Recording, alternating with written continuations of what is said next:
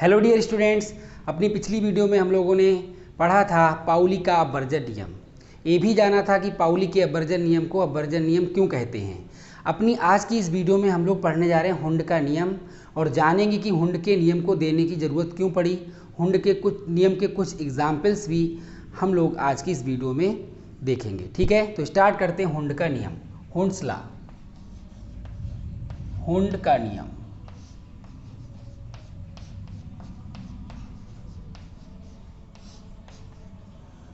हुंड का नियम, Hund's law.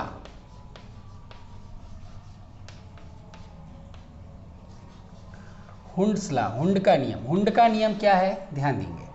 पहली बात, ये नियम एक ही उपकोष के विभिन्न जो कक्षक होते हैं उनसे रिलेटेड है, और एक ही उपकोष के जो कक्षक होते हैं उन्हें हम डीजेनरेट ऑर्बिटल्स कहते हैं।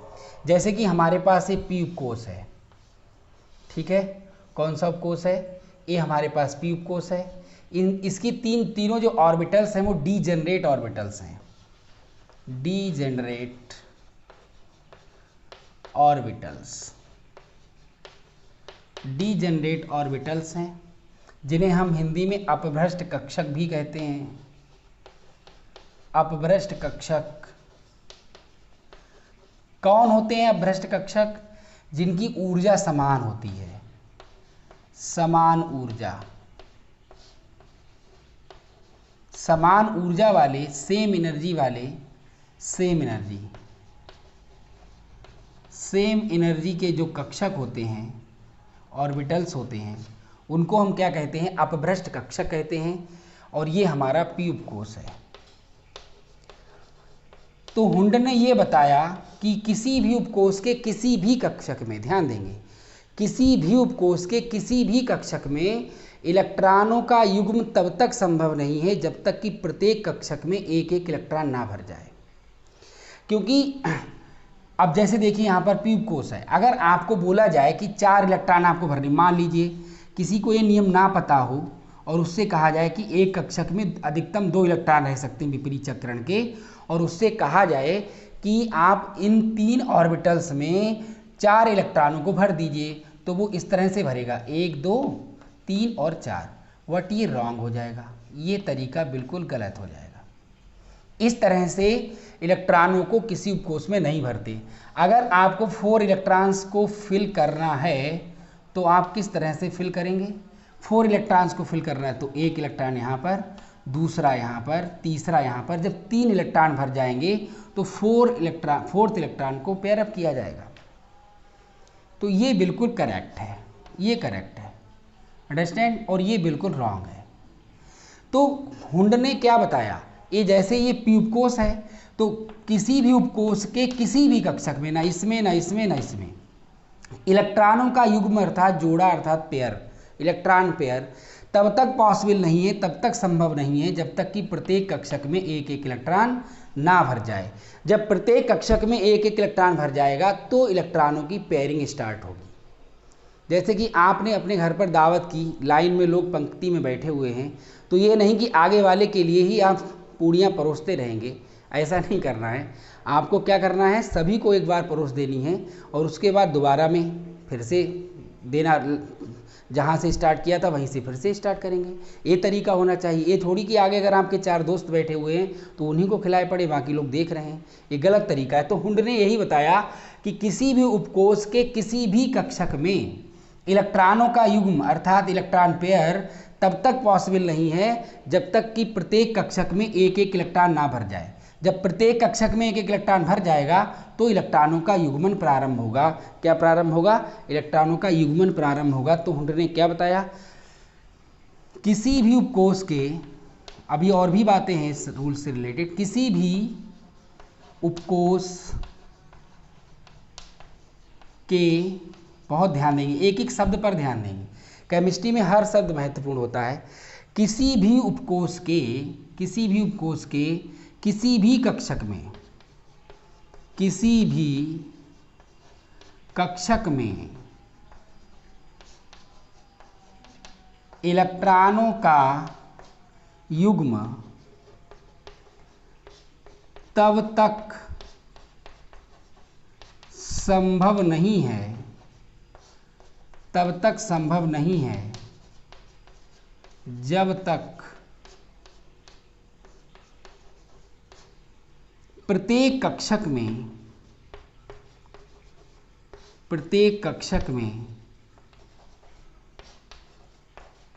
एक एक इलेक्ट्रॉन ना भर जाए, जब तक कि प्रत्येक कक्षक में एक एक इलेक्ट्रॉन ना भर जाए। यह है हुंड्स लॉ, ठीक है, हुंड का नियम है ये। किसी भी उपकोष के किसी भी कक्षक में, ये लाइन बहुत इंपॉर्टेंट है, किसी भी उपकोष के किसी भी कक्षक में इलेक्ट्रॉनों का युग्म तब तक संभव नहीं है जब तक कि प्रत्येक कक्षक में एक एक इलेक्ट्रॉन ना भर जाए। अब जैसे आपको पी उपकोष में इलेक्ट्रॉनों को भरना है, तो जरा ध्यान देंगे, पी उपकोष में इलेक्ट्रॉनों को भरना है। अब मान लीजिए आपको इलेक्ट्रॉन कितने भरने हैं, एक भरना है, तो इलेक्ट्रॉन कहाँ भरा जाएगा, यहाँ पर भरा जाएगा। दो भरने तो एक यहाँ पर और दूसरा यहाँ पर, तीन भरने तो एक यहाँ पर, दूसरा यहाँ पर और तीसरा यहाँ पर, चार भरने तो एक दो तीन, चौथा यहाँ पर, पांच भरने हैं तो पांचवा यहाँ पर और छठा यहाँ पर। तो ये कौन सा इलेक्ट्रॉन है, ये पहला इलेक्ट्रॉन है, पहला। ये कौन सा है, दूसरा। ये तीसरा, और फिर ये कौन सा है, चौथा। ये पांचवा और ये छठा। अब सवाल ये हुआ कि ये नियम देने की ज़रूरत क्यों पड़ी। तो ये नियम देने की ज़रूरत इसलिए पड़ी क्योंकि अगर ये नियम ना दिया गया होता तो हम ये पहचान ही नहीं पाएंगे कि इलेक्ट्रॉन, कौन सा इलेक्ट्रॉन किस कक्षक में है, ठीक है। अब जैसे कि अगर चौथे इलेक्ट्रॉन की यहाँ पर चौथे इलेक्ट्रॉन को ढूंढा जाता तो कोई क्या कहता, एक दो तीन चार, चौथा इलेक्ट्रॉन ये है, जबकि ये कौन सा है, पांचवा है। लेकिन नियम है तो हमें पता है, क्लियर है बिल्कुल कि ये पहला इलेक्ट्रॉन है, ये दूसरा है, ये तीसरा है और चौथा इलेक्ट्रॉन ये है, ठीक है। तो किसी भी उपकोष में इलेक्ट्रॉनों की हम किस तरह से पहचान कर सकते हैं कि कौन सा इलेक्ट्रॉन कौन से कक्षक में है। अगर ये नियम ना दिया गया होता तो ये पहचान हम नहीं कर पाते। तो हुंड के नियम को देने की ज़रूरत क्यों पड़ी, क्योंकि इस नियम के बिना हम किसी उपकोष में इलेक्ट्रॉन को नहीं पहचान सकते कि इलेक्ट्रॉन किस कक्षक में है, ठीक है। तो हुंड ने क्या बताया कि किसी भी उपकोष के किसी भी कक्षक में, ना इसमें ना इसमें ना इसमें, इलेक्ट्रॉनों का युग्म तब तक संभव नहीं है जब तक कि प्रत्येक कक्षक में एक एक इलेक्ट्रॉन ना भर जाए। जब सभी कक्षकों में एक एक इलेक्ट्रॉन भर जाएगा तो इलेक्ट्रॉनों का युग्मन प्रारंभ होगा और इसे ही हुंड का नियम कहते हैं, ठीक है। अब एक एग्जाम्पल देख लेते हैं हुंड के नियम का। मोस्ट पॉपुलर एग्जाम्पल है, बहुत एग्जाम में पूछा जाता है, बहुत बार पूछा गया है। तो देखिए, जैसे कि दे दिया नाइट्रोजन 7 का पूछता है कि नाइट्रोजन 7 का यह इलेक्ट्रॉनिक विन्यास क्या सही है।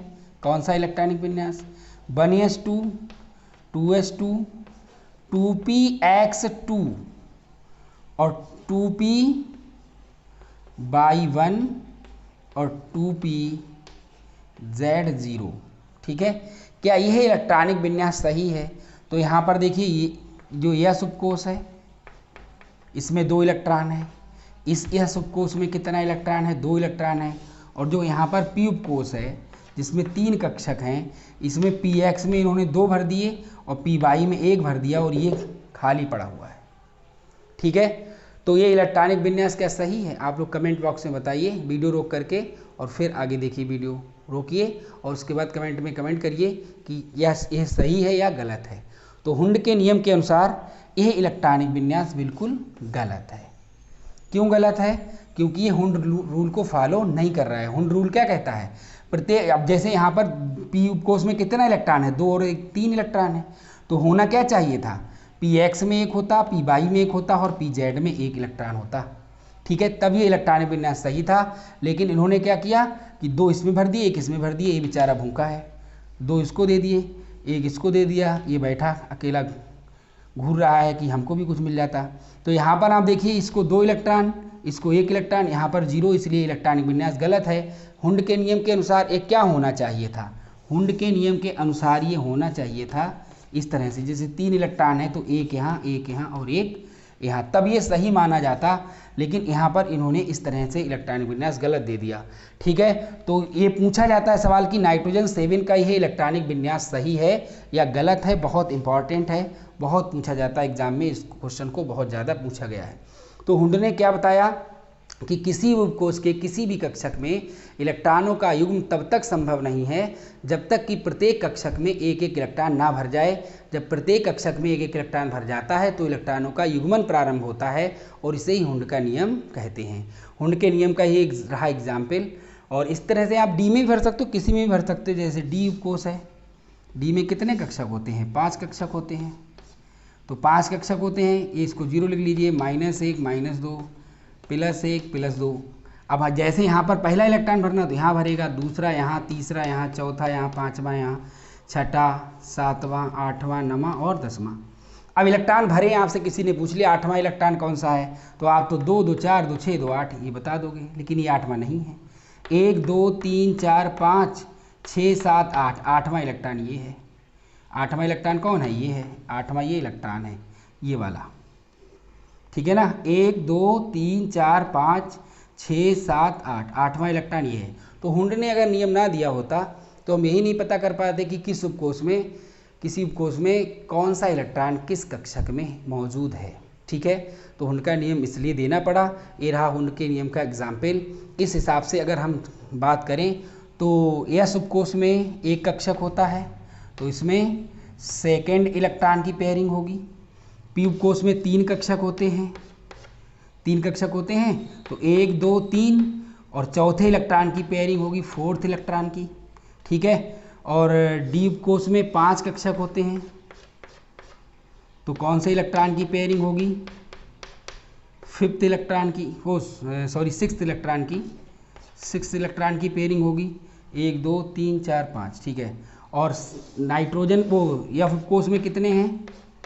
7 इलेक्ट्रॉन है, तो 1 2 3 4 5 6 और एक और बनाइए 7 और 8, 1 2 3 4 5 6 7 8, तो 8th इलेक्ट्रॉन की पेयरिंग होगी। तो ये भी सवाल आपसे पूछा जा सकता है कि पेयरिंग कौन से इलेक्ट्रॉन से स्टार्ट होती है? एस उपकोष में सेकेंड इलेक्ट्रॉन से स्टार्ट होगी, पी उपकोष में 4th इलेक्ट्रॉन से, और डी उपकोष में 6th इलेक्ट्रॉन से, और एफ उपकोष में 8th इलेक्ट्रॉन से, 8वें इलेक्ट्रॉन से इलेक्ट्रॉनों की पेयरिंग स्टार्ट होती है।